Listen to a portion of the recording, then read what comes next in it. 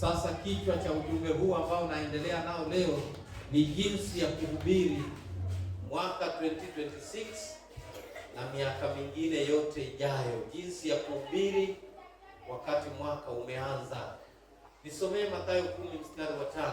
Kitabu ni Mathayo mtakatifu mlango wa 10 kuanzia mstari wa 5. Ndiyo. Inasema, yes.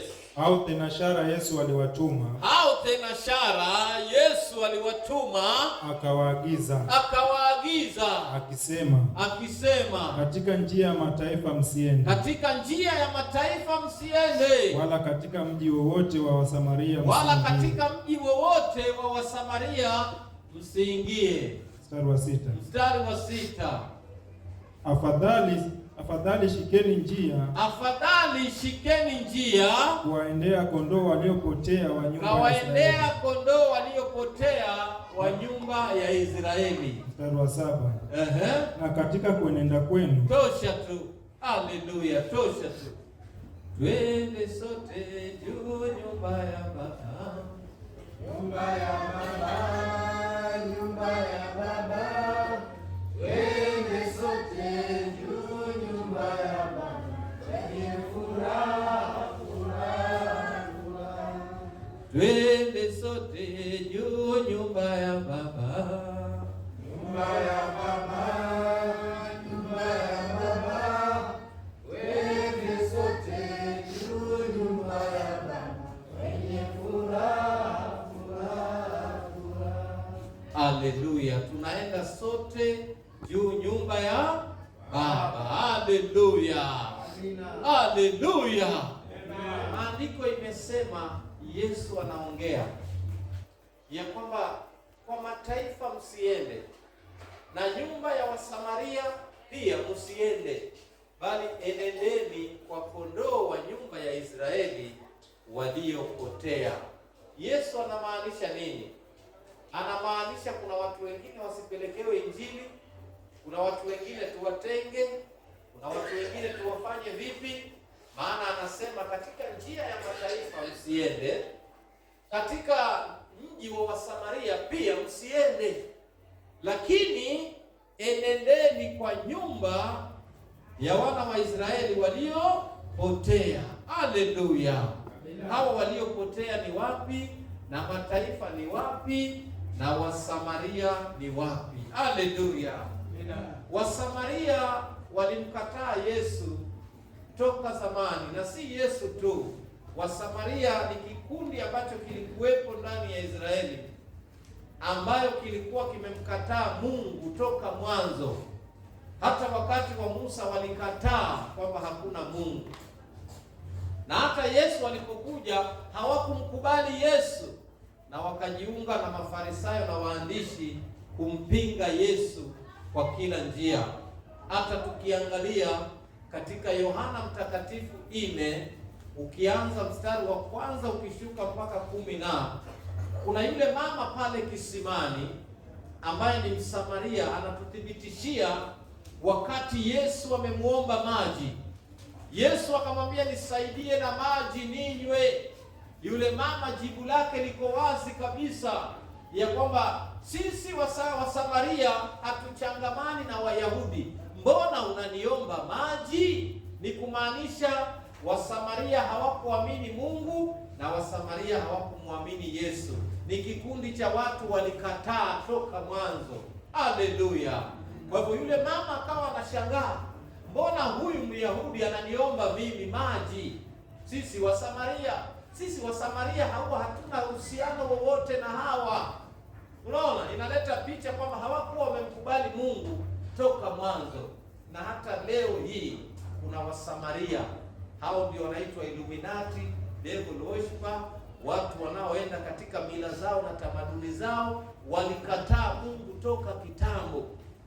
Na mataifa ni baadhi ya wale watu ambao utawaendea ya kwamba anataka kuambia neno la Kristo, akwambie ondoka hapa, na hata akushikie panga akufukuze. Haleluya.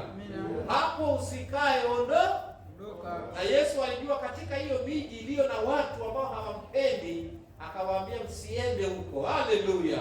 Hata hivi leo kuna watu wana dini zao wamezishika tu kabisa, Kuna watu wana itikadi zao. Haleluya! Leo hii ninakufundisha 2026. Ukimwendea mtu na umwambie bana, nilikuwa nataka nikuhubirie habari njema za Yesu Kristo, akwambie toka hapa bwana, toka hapa ama nitakutandika sasa, paondoke tayari.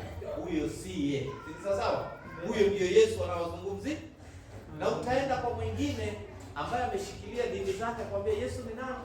Mimi pesa yangu ndio inanilisha. Ma-atheist wanasema hakuna Mungu.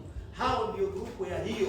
Utakuta mtu anakwambia hapa itikadi ni ya Kiislamu, itikadi ni ya devil worshiper, itikadi ni ya Illuminati. Katika hii nyumba hakutajwi jina la Yesu. Na wacha nikwambie, hamjatembea manyumba nyinyi, manyumba haya makubwa, magorofa marefu. Kuna nyumba ukiingia tu mlangoni useme haleluya, Bwana Yesu asifiwe. Naambia wewe ondoka hapa, hilo jina umelitaja halitakikani hapo. Haleluya, hilo jina la Yesu kilitaja hapo tu, umeharibu mizimu ya watu.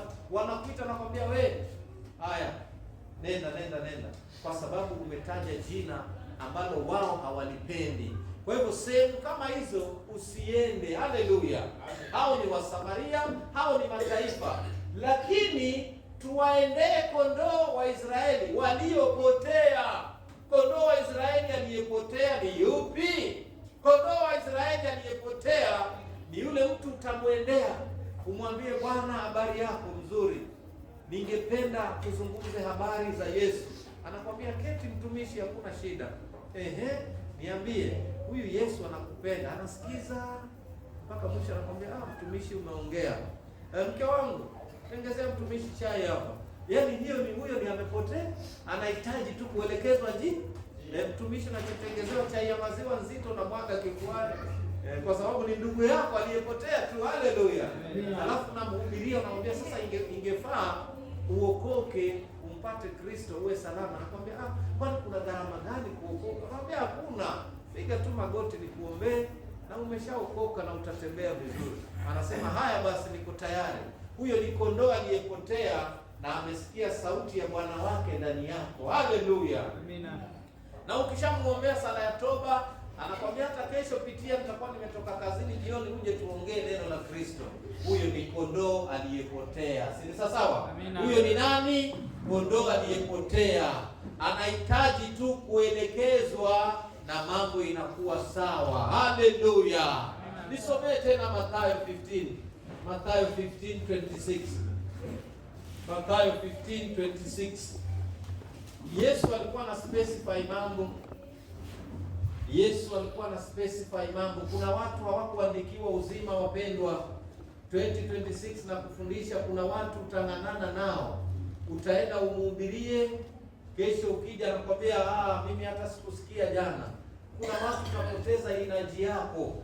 Inatufaa tujue kondoo ni nani na kondoo aliyepotea ni nani. Haleluya. Unamwendea mtu unamwambia habari hizo, hataki kusikia, wachana naye, huyo ni mtaifa. Unamwendea mtu anakwambia mimi niko na dini yangu na mimi naabudu shetani, niachana na mimi, huyo ni Msamaria, wachana naye. Si sawa? Lakini ukipata mtu anakwambia hizi habari za Yesu nimezisikia, keti mtumishi, yaani umekaribishwa vizuri, huyo ni kondoo ndugu yako aliyepotea tu.